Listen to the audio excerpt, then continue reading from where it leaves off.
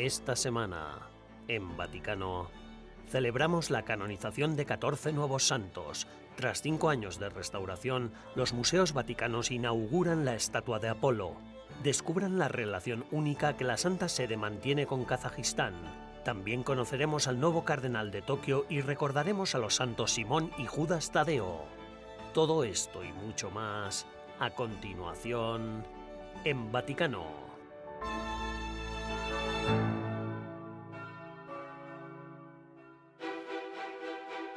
El pasado domingo 20 de octubre, el Papa Francisco celebró la misa de canonización de 14 nuevos santos.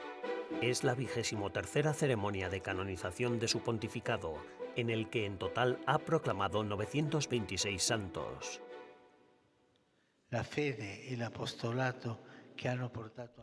el apostolado que llevaron a cabo no alimentaban sus deseos mundanos y ansias de poder, sino que por el contrario se hicieron servidores de sus hermanos.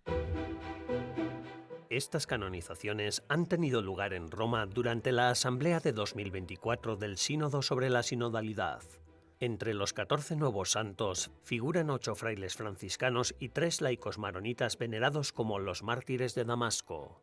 Fueron asesinados por odio a la fe en Damasco, Siria, durante la noche del 9 al 10 de julio de 1860. El suceso tuvo lugar durante un periodo de violencia sectaria. Los autores eran miembros de los drusos, un grupo étnico religioso que estaba confrontado con los cristianos y otros grupos de la región en aquella época. Milicianos drusos irrumpieron en el convento franciscano de Damasco y masacraron a los frailes Manuel Ruiz y compañeros, junto con 3 laicos que eran hermanos biológicos, Francisco Abdel Moti y Rafael Masabki. Al negarse a renunciar a su fe cristiana y convertirse al Islam, los 11 fueron brutalmente asesinados, algunos decapitados con sables y hachas, otros apuñalados o apaleados hasta la muerte. 2 mujeres serán canonizadas el 20 de octubre, Elena Guerra, conocida como Apóstol del Espíritu Santo, y la hermana canadiense Marie-Léonie Paradis, fundadora de las Hermanitas de la Sagrada Familia. La primera era amiga del Papa León XIII y maestra de Santa Gemma Galgani. Nació en 1835 y es conocida por sus escritos espirituales y su devoción al Espíritu Santo.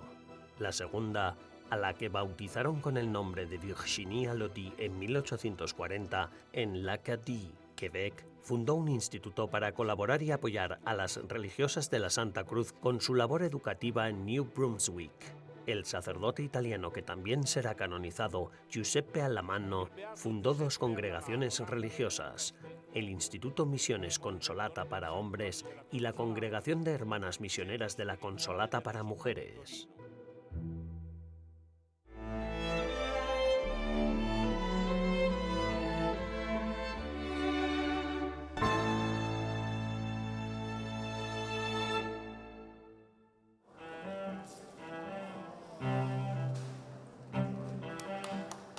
Tras 5 años de restauración, los museos vaticanos presentaron la estatua de Apolo en todo su esplendor marmóreo original.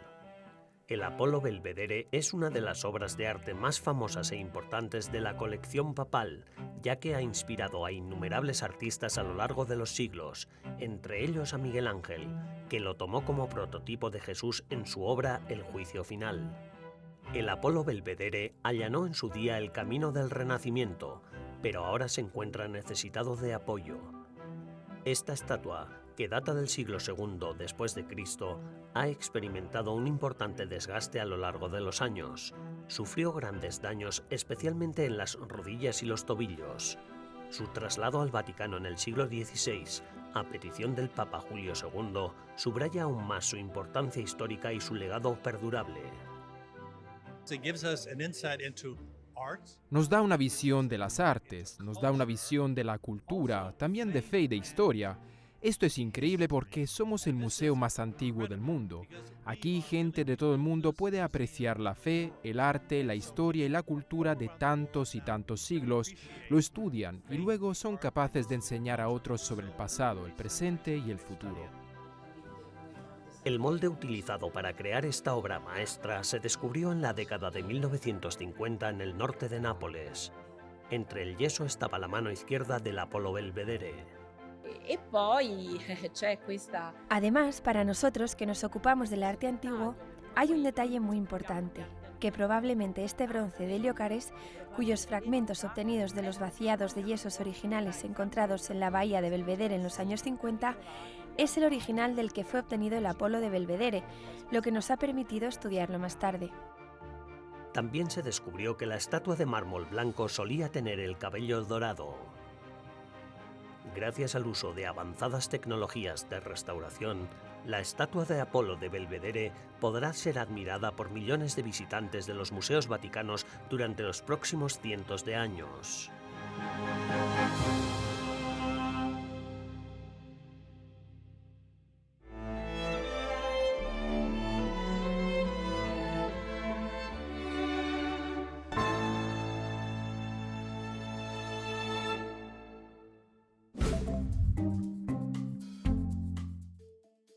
Hola y bienvenidos al Vaticano Updates de esta semana, las noticias más importantes del Santo Padre y del Vaticano. El Papa Francisco publicó la cuarta encíclica de su pontificado, esta vez sobre el amor humano y divino del corazón de Jesucristo. La encíclica titulada Dilexit Nos, que significa Nos ha amado, es un documento sobre el Sagrado Corazón de Jesús. El Santo Padre subrayó que meditar sobre el amor del Señor puede iluminar el camino de la renovación eclesial y decir algo significativo a un mundo que parece haber perdido su corazón. La población católica en Europa disminuyó en casi 500.000 de personas en 2022, pero siguió aumentando en todas las demás partes del mundo. Según los datos publicados por el Vaticano, en Europa hay unos 474.000 católicos menos que en 2021. A pesar de esta reducción, la población católica mundial sigue aumentando. A finales de 2022, la población católica alcanzaba cerca de 1.390 millones de personas en todo el mundo, gracias a un aumento de 13,7 millones de católicos, que son alrededor del 17,7% de la población mundial. El Papa Francisco expresó su esperanza de que se reconcilien las diferencias entre los cristianos católicos, ortodoxos y protestantes, reflexionando sobre la disputa teológica que ha dividido a los cristianos occidentales y orientales. El pontífice señaló que el clima de diálogo entre las dos iglesias ha perdido la aspereza del pasado y hoy permite esperar una plena aceptación mutua. El Papa subrayó la importancia de superar las disputas del pasado. El Papa Francisco recibió este lunes a la vicepresidenta de Argentina, Victoria Villarruel, en audiencia privada. Durante el encuentro conversaron sobre la situación del país e intercambiaron regalos. La reunión duró cerca de 1 hora. Tuvo lugar en la biblioteca del Palacio Apostólico, en un clima de gran afecto, según el comunicado oficial. Durante la conversación, el pontífice se interesó por la situación de Argentina y le agradeció la visita. En enero de 2025, el Papa Francisco se convertirá en el primer pontífice en escribir su autobiografía, que se titulará Esperanza. El plan original, según la editorial, había sido lanzar las memorias después de su muerte. Sin embargo, el Papa decidió publicarlas con motivo del próximo año jubilar de la Esperanza de 2025. Las memorias en las que el Santo Padre comenzó a trabajar en marzo de 2019 estarán disponibles en más de 80 países del 14 de enero de 2025. Gracias por ver una vez más Vaticano Updates. Paola Riaza para WTN Vaticano.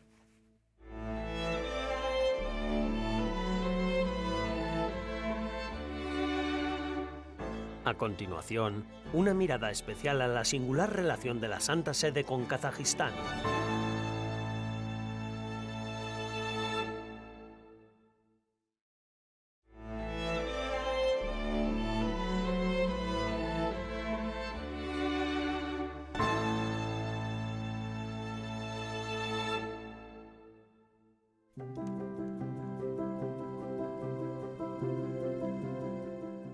En Kazajistán, los católicos solo constituyen alrededor del 1% de la población. Sin embargo, el representante del Vaticano, Monseñor Khaled Akashet, estaba sentado en el centro de la mesa durante el Congreso Interreligioso Internacional de Astana. ¿Por qué un representante de una minoría religiosa tan pequeña ocuparía un lugar tan destacado en una reunión interreligiosa en un país predominantemente musulmán? La implicación del Vaticano en los esfuerzos interreligiosos de Kazajistán comenzó tras la histórica visita del Papa San Juan Pablo II en 2001, en la que hizo hincapié en la importancia de fomentar la paz entre las distintas comunidades religiosas. Inspirado por este mensaje, se convocó el primer congreso en Astana en 2003.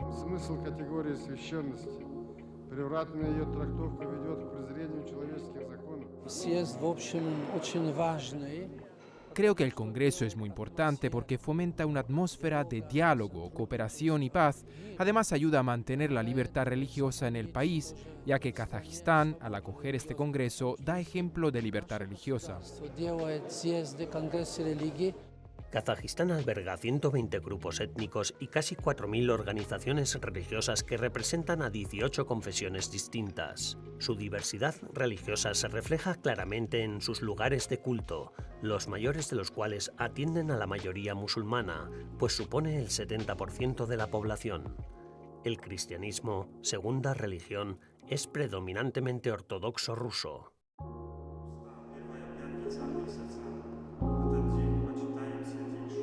Aunque modesta, la Catedral Católica de Astana ha acogido a 2 papas, a Juan Pablo II en 2001 y a Francisco en 2022. Diana Yenesova, presidenta en funciones del Congreso del Centro Nazarbayev, afirma que, desde su independencia, Kazajistán ha logrado mantener la armonía religiosa. Los edificios religiosos de Kazajstán no han cerrado en los 30 años transcurridos desde la independencia. Al contrario, siguen creciendo y floreciendo. La contribución de la Iglesia Católica al diálogo interreligioso es significativa, tanto en Kazajistán como en el resto del mundo, sobre todo tras la publicación del documento Nostra Aetate del Concilio Vaticano II, que abrió la puerta al diálogo y al respeto mutuo entre el cristianismo y las demás religiones del mundo. La participación de la Iglesia Católica en este foro es importante. Ofrece a la Iglesia Católica de Kazajistán la oportunidad de reflexionar sobre su identidad y su fe a un nivel muy alto. Uno de los momentos más destacados de la reunión de este año fue el foro inaugural de jóvenes líderes religiosos, con participantes de hasta 30 países diferentes.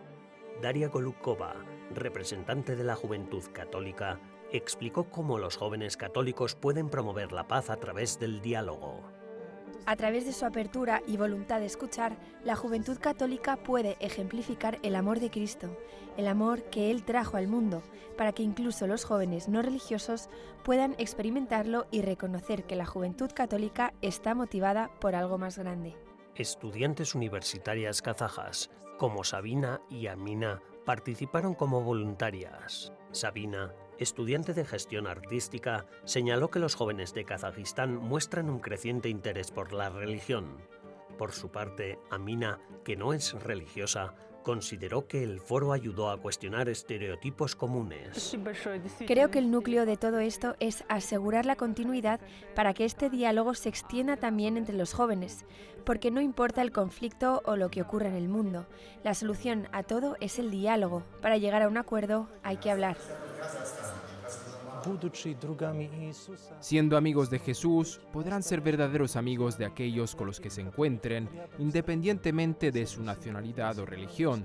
La fuente de amor, la fuente de servicio y la fuente de crecimiento espiritual para los jóvenes, sin importar su nacionalidad o su fe, es justamente Jesucristo.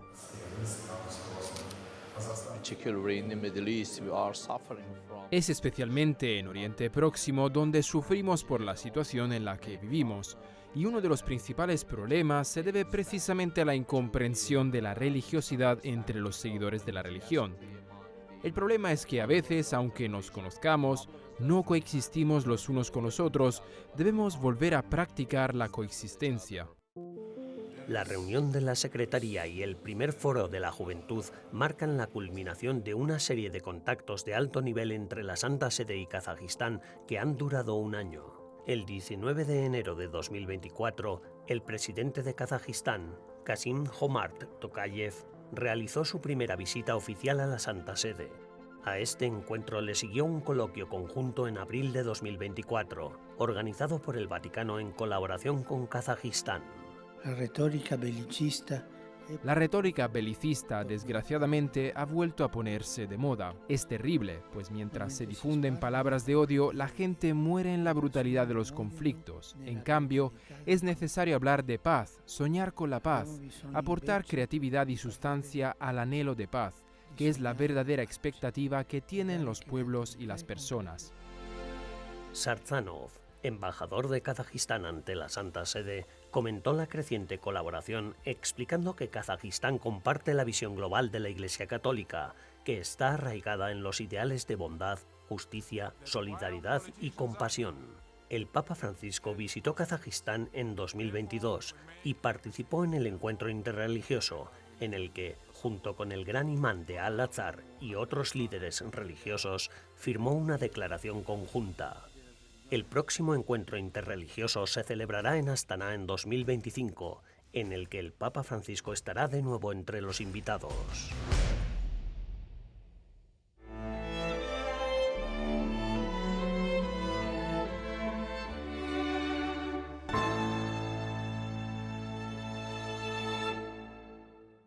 Arzobispo Isao Kikuchi, es un placer conocerle. Muchas gracias por concedernos esta entrevista. Se encuentra usted aquí en el sínodo procedente de Tokio y Japón. El Papa Francisco acaba de anunciarle como uno de los cardenales electos para este próximo mes de diciembre, cuando le entregará el capelo rojo. ¿Qué se siente al convertirse en cardenal? Me sorprendió mucho porque no me lo esperaba. Me reuní con el Santo Padre pocos días antes del anuncio, nos hicimos una foto juntos, me sonrió y no dijo nada. Pero hablemos un poco de su hermoso y fascinante país natal, Japón, que tiene una historia muy triste en lo que se refiere a los cristianos, a la persecución de los mismos y a la supresión de la fe. Son 123 millones de habitantes. ¿Cuántos son católicos? Inscritos en las parroquias hay 500.000 de japoneses católicos, pero creemos que debe haber otro 500.000 de inmigrantes católicos en el país. La comunidad filipina es especialmente numerosa y también hay un gran número de sudamericanos procedentes de Brasil y Perú, así como de otros países de Asia y África. Ahora se habla mucho del cambio de poder, de que la Iglesia Católica se dirige a África, a Asia, del reciente viaje del Papa por el sudeste asiático. ¿Cómo es la sociedad actualmente allí? Conozco los problemas de Japón sobre los que usted mismo se ha pronunciado en los últimos años. Por ejemplo, el declive de la población, puesto que la tasa de natalidad ha descendido drásticamente. ¿Sigue siendo así? La sociedad actual es una sociedad envejecida, sin jóvenes, y sí, la tasa de natalidad sigue bajando, así que nos preocupa mucho el futuro. ¿Qué ocurrirá entonces? ¿Qué será una sociedad de solo ancianos sin jóvenes? De manera que ahora mismo la forma de mantener la estructura de la sociedad es un gran problema en Japón. ¿Está creciendo un poco la fe católica con la llegada de los inmigrantes? Sí, la Iglesia Católica en Japón está creciendo. ¿Por qué? Porque la afluencia de los inmigrantes. Pero los jóvenes japoneses no se unen a la Iglesia, así que el número de católicos japoneses es estable sin llegar al 500.000, pero el número de inmigrantes y católicos está creciendo. Se encuentra usted aquí todo el mes para el sínodo. ¿Qué es lo que le gustaría ver como resultado? ¿Hay algo que le haría pensar que ha sido un esfuerzo que ha merecido la pena? ¿Algo que sería un buen resultado del sínodo? Creo que lo que estamos haciendo ahora es sentar las bases para la futura iglesia, siempre, por supuesto, teniendo en cuenta que ya tenemos una iglesia que se basa en una larga tradición de 2000 años. No podemos sencillamente construir otra iglesia, sino que debemos tener un entendimiento común sobre la iglesia, un entendimiento común sobre el significado de la sinodalidad. A menos que tengamos este entendimiento común de los cimientos, cada uno podrá construir la iglesia que quiera. Habrá una iglesia sin unidad y sería un desastre. Así que sin duda tenemos que lograr esa comprensión común de la fundación. De modo que creo que al final del sínodo seremos capaces de alcanzar un entendimiento común de lo que significa la sinodalidad, de lo que significa la iglesia sinodal, y esa será la base para el desarrollo futuro. Arzobispo Kikuchi de Tokio y cardenal electo, ha sido un placer hablar con usted. Muchísimas gracias a usted.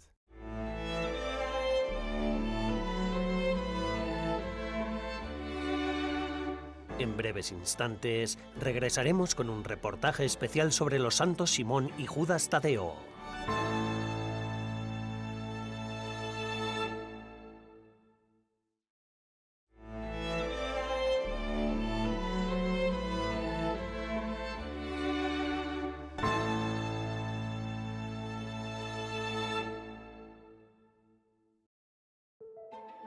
San Judas Tadeo y San Simón el Celote fueron los apóstoles más cercanos a Jesús. ¿Sabían que eran primos de Cristo y que sus reliquias se conservan en la ciudad eterna? Estos guardianes de la esperanza y del celo adquieren un significado aún mayor a medida que nos acercamos al Jubileo 2025. Acompáñennos en un viaje inspirador en el que exploraremos las extraordinarias vidas de estos apóstoles y descubramos cómo su legado puede avivar nuestra fe. Elizabeth Leff, historiadora de arte y de la Iglesia, nos descubre su historia. Simón, conocido como Celote, al parecer era un hombre de Caná. La historia que más me gusta es que era el mayordomo del vino en las bodas de Caná, y después de que Jesús hizo lo que hizo con el vino, Simón decidió seguirlo. A mí, desde luego, me suena muy razonable. Hay también una historia maravillosa sobre Judas, que se dirige a Edesa, donde el rey está enfermo de lepra, y pide un milagro. Pide ayuda, pide una imagen de Jesucristo que pueda curarlo. Y cuando Judas intenta conseguir una imagen de Jesús, no le resultó nada fácil encontrar un retratista. Así que Jesús tomó un paño y lo presionó contra su rostro. Esa tela es la que llevaron a Edesa. Es conocida por nosotros como el Mandilion. Es una de las imágenes del rostro de Cristo, así que le debemos a Judas una de las imágenes del rostro de Jesús. Los santos Simón y Judas murieron tal vez en Beirut, tal vez en Persia o tal vez en Edesa. Y según tenemos entendido, en el siglo IV, después de la legalización del cristianismo, acabaron en Roma. Aunque la vida de los santos Simón y Judas rara vez se representan en el arte, el cuadro más famoso que conmemora el martirio de estos santos se encuentra en los museos vaticanos. Alrededor del año 1370 había un cuadro, una pequeña pintura que mostraba la historia de la muerte de Simón y Judas. Y luego obligaron a los pequeños demonios oscuros a empezar a destruir sus propios ídolos. Y entonces la gente se enfadó tanto con los dos apóstoles por destruir sus ídolos que en la parte inferior ya se ven la sierra y el hacha, con lo que están a punto de matar tanto a Judas como a Simón. Las reliquias de los santos Simón y Judas se conservan en la Basílica de San Pedro después de que Santa Elena, madre del emperador Constantino, las trajera a Roma. Están colocadas juntas bajo el altar de San José, en el ala izquierda de la Basílica Papal. Il fatto che ce lo tramanda è anche quello che lui portava. El hecho por el que ha llegado hasta nosotros tiene que ver con el medallón que llevaba colgado al cuello, mostrando un retrato de Jesús. Un retrato hecho en vida, por tanto un retrato que manifestaba semejanza con Jesús. El mismo San Judas Tadeo realizó grandes milagros en su vida utilizando esa imagen. Mostrando el medallón de la cara de Jesucristo, incluso llegó a resucitar a varios muertos. Algunos santos místicos, como Santa Brígida, San Bernardo y otros santos, gozaron de una conexión directa similar a través de las visiones, y aunque de otra manera la intercesión de San Judas Tadeo fue una intercesión fuerte, poderosa y eficaz. San Giuda Taddeo era un'intercessione forte, potente ed efficace. Cuando el padre Pietro Bongiovanni comenzó su servicio en la parroquia de San Salvador en Lauro de Roma, descubrió que la iglesia conservaba las reliquias del brazo de San Judas, un tesoro que había caído en el olvido. Trabajó para ayudar a la gente a redescubrir la devoción a San Judas, y pronto las reliquias se hicieron famosas en todo el mundo.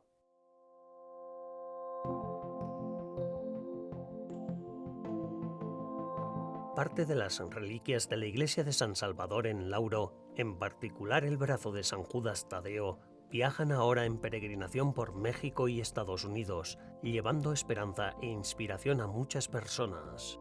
Este acontecimiento no tiene precedentes, ya que las reliquias no habían salido de Italia en 1700 años, desde que fueron llevadas a Roma. El padre Carlos Martins, responsable de la gira estadounidense de las reliquias, afirma que los donativos que reciban a lo largo de la gira se enviarán a Roma para contribuir a la restauración de la cúpula de la iglesia de San Salvador en Lauro. A lo largo de la gira, ha sido testigo de cómo la gente ha sido tocada por Dios a través de la veneración de las reliquias de San Judas Apóstol. He visto cientos de personas, tal vez miles, venir y proclamar un testimonio de curación a posteriori. Hace 2 días recibí una llamada telefónica de una persona con cáncer en fase 4 que había sido enviada a casa para recibir cuidados paliativos y que había acudido al acto de San Judas. Tocó el relicario y de inmediato se sintió mucho mejor. Fueron al médico y vieron que se había librado del cáncer. Para lograr un nuevo comienzo, millones de peregrinos viajarán pronto a Roma con motivo del Año Jubilar de la Esperanza y atravesarán la Puerta Santa de la Basílica de San Pedro, donde podrán venerar las tumbas de los apóstoles y pedir la intercesión del patrón de la esperanza, San Judas, y del patrón del celo, San Simón. Ese sería un buen momento para volver a sacarlos a la luz y recordarnos a nosotros mismos que, de nuevo, en este periodo en el que parece que hay mucha oscuridad y fuerzas oscuras, siempre hay esperanza. Ahí está Judas para iluminar el camino, esperándonos en la Basílica de San Pedro.